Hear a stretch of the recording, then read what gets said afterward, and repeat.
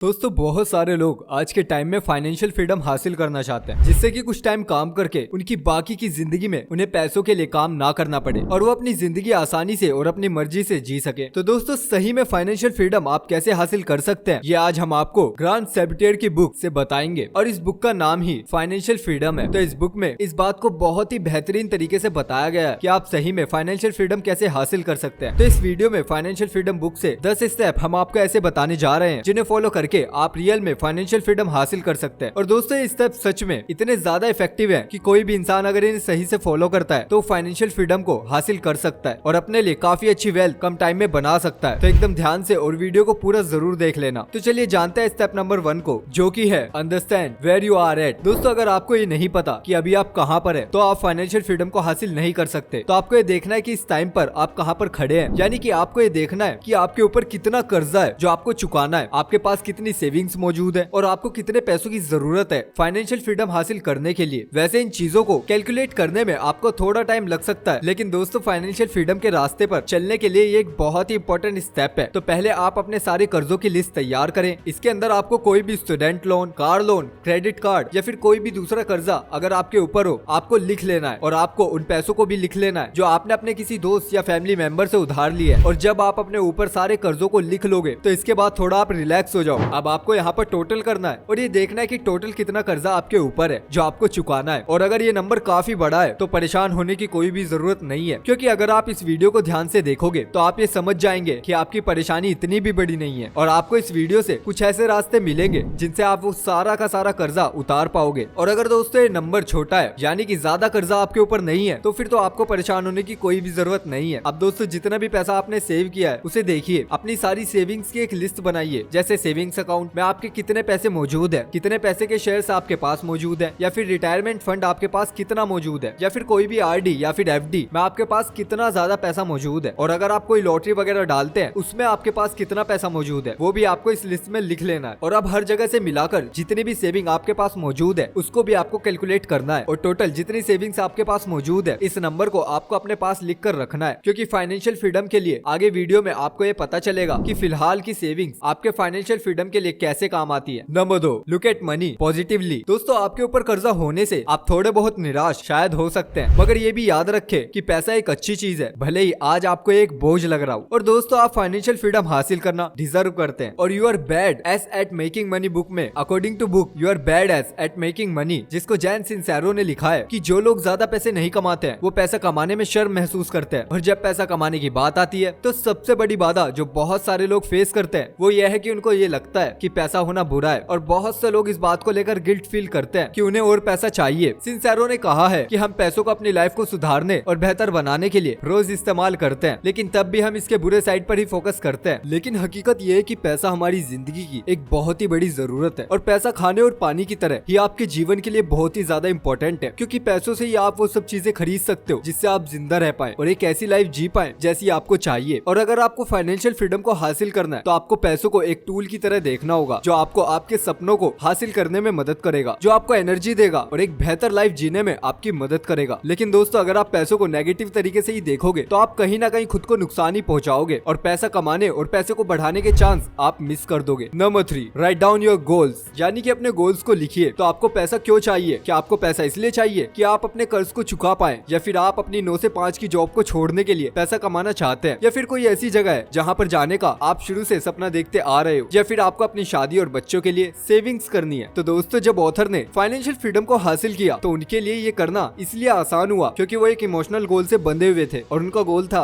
कि वो अपने स्टूडेंट लोन से निकल सकें और अपने पहले घर के लिए सेविंग कर सकें। और जब उन्होंने अपना कर्जा चुकाया तो यह उनके लिए एक बहुत ही खास एक्सपीरियंस था, और जब उनकी सेविंग्स बढ़ने लगी तो एक खास और बड़े बदलाव को देखकर काफी खुश हो जाते हैं और अपनी मेहनत की वजह से अपने पैसों को बढ़ता देखकर वह अपने पर्सनल फाइनेंस में बदलाव देखने के लिए और भी ज्यादा मेहनत करने लगे। तो दोस्तों आप खुद ही सोचिए कि अगर ऑथर के पास एक खास वजह ना होती और वो एक खास इमोशन गोल से ना जुड़े होते तो क्या वो अपने कर्जों से बाहर निकल पाते और अपने पेरेंट्स के घर को छोड़कर अपनी खुद की एक लाइफ शुरू कर पाते? तो समझने की बात यहाँ पर ये है कि ऑथर के पास एक ऐसा गोल था, एक ऐसा मकसद था जिस मकसद ने उन्हें फाइनेंशियल फ्रीडम हासिल करने के सफर में हमेशा मोटिवेट रखा। इसलिए दोस्तों आपका ये जानना बहुत ही ज्यादा जरूरी है कि आपका असली गोल क्या है। और जब हम एकदम क्लियरिटी के साथ उस गोल को लिखते हैं तो प्लानिंग और भी साफ हो जाती है, क्योंकि अपने गोल को एकदम साफ और अच्छे से सोचकर जब आप लिखते हैं तो आपको आपको अच्छे से क्लियर हो जाता है कि आपको क्या करना है। तो जब आप अपने असली और मेन गोल को लिख लेंगे तो उसके बाद आपको उस गोल को छोटे छोटे गोल्स में बांटकर एक एक करके काम करके अपने बड़े गोल की तरफ बढ़ना है। और ऐसा करने से आपको अपना बड़ा गोल छोटे छोटे गोल्स में बटा होने की वजह से मुश्किल नहीं लगता और आप टाइम या टाइम से पहले ही अपने बड़े गोल को हासिल कर लेते हो। Number 4, track your spending. दोस्तों, फाइनेंशियल फ्रीडम के रास्ते में एक बहुत ही जरूरी स्टेप है कि आप अपने खर्चों को ट्रैक करते रहिए। यानी कि जितना खर्चा आप हर महीने करते हैं उसको आपको लिखना है। यानी आपको ये पता रखना है कि आप हर महीने कितना खर्चा करते हैं। और अपने खर्चों का हिसाब रखने के लिए आप किसी मोबाइल एप्लीकेशन की मदद ले सकते हैं जिनमें आप अपने खर्चों का हिसाब रख सकते हैं, या फिर आप सिंपली एक डायरी में इन सभी खर्चों को लिख सकते हैं। क्योंकि हमें पता होना चाहिए कि हमारी डेली के खर्चे क्या हैं और हमारे वीकली खर्चे क्या हैं और मंथली के खर्चे क्या हैं और कितना पैसा हम घर के बेसिक कामों के लिए खर्च करते हैं और कितना पैसा हम अपने काम से रिलेटेड खर्च करते हैं और कितना पैसा हम हर महीने सिर्फ अपने शौक पूरे करने के लिए खर्च करते हैं। तो किस तरह से कैटेगरी के हिसाब से आपको लिखना है कि आप किस कैटेगरी में कितना खर्चा कर रहे हैं और इसके अंदर आपकी ईएमआई, लोन वगैरह जो आप चुकाते हैं वो भी आपको लिखना है। नंबर 5, पे योरसेल्फ फर्स्ट। दोस्तों, आपने ये बात तो कई जगह सुनी होगी कि पे योरसेल्फ फर्स्ट, यानी कि आपको अपने आप को पहले पे करना चाहिए। और इसका मतलब ये है कि घर के बिल वगैरह और बाकी चीजों को पे करने से पहले अपने सेविंग अकाउंट में से एक अमाउंट को अलग रखना और खुद को सबसे पहले पे करना। और इस चीज ने बहुत सारे लोगों को फाइनेंशियल फ्रीडम हासिल करने में मदद की है। क्योंकि अगर मान लो आप हर महीने की अपनी कमाई से हर महीने अपने आप के लिए 20,000 रुपए रखते हैं और जो पैसे बचे हैं उनसे बिल वगैरह जमा करते हैं, और ऐसे में अगर आपके पास बिल पे करने के लिए पूरे पैसे नहीं बचते, तब आपको अपने लिए एक साइड इनकम जनरेट करने के लिए कुछ और भी सोचना होगा। तो दोस्तों, खुद को सबसे पहले पे करने का मतलब ये है कि आप इस बात की गारंटी लेते हैं कि हम पैसा इन्वेस्ट करने के लिए अलग से पैसा रख रहे हैं। और अगर आप इसका अपोजिट करोगे और आप सोचोगे कि सारे खर्चे पूरे करने के बाद जो बचेगा उसे ही आप इन्वेस्ट करोगे, तो ऐसा करना फाइनेंशियल फ्रीडम तक पहुंचने के लिए काफी नहीं होगा। और दोस्तों, आप दूसरे तरीकों से भी खुद को पे कर सकते हैं। एग्जाम्पल के लिए, मान लो कि अगर आपकी जॉब में रिटायरमेंट सेविंग प्लान है, तब आप रिटायरमेंट के लिए वहाँ पर पैसे कटवा सकते हैं और इस तरीके से आप खुद पर और फ्यूचर पर इन्वेस्ट कर सकते हैं। और दोस्तों, जो कुछ भी बचता है वो बिल वगैरह पे करने के लिए और बाकी खर्चों के लिए बचता है। नंबर 6, स्पेंड लेस, यानी खर्चों को कम करना। दोस्तों, 1958 में वॉरेन बफेट ने $31,500 का 5 बेडरूम वाला एक घर खरीदा था, जिसमें वो आज तक रहते हैं। जबकि आज के टाइम में उनकी नेटवर्थ $100 बिलियन